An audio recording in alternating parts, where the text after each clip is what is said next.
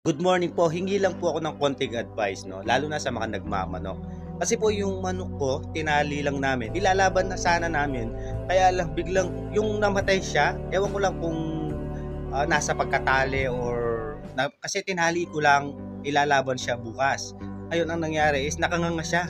Namatay siya na nakanganga. Pwede pong makahingi ng konting advice para at least sa susunod na bibili ako ng manok is alam ko na yung gagawin ko. Ito po yung manok ko, wag po kayong mabibigla, no? Baka po kasi magaya sa inyo. Hindi ko lang alam po kung pagkatali niya is sa dahil sa plastic lang po yung pagkatali. Ito po, kaya namatay siya. Ayun tinali ko po siya rigoto, namatay siya, kawawa po siya.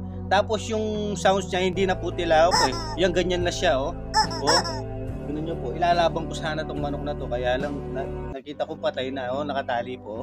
Siguro baka sa pagkatali, dahil dapat talaga lubid yung tali, mali po siguro, kaya tignan tas nakanganga.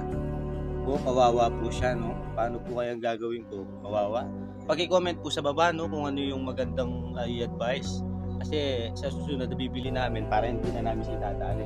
Kawawa siya, nakanganga. Tapos yung boses niya nag-iba. Di ba?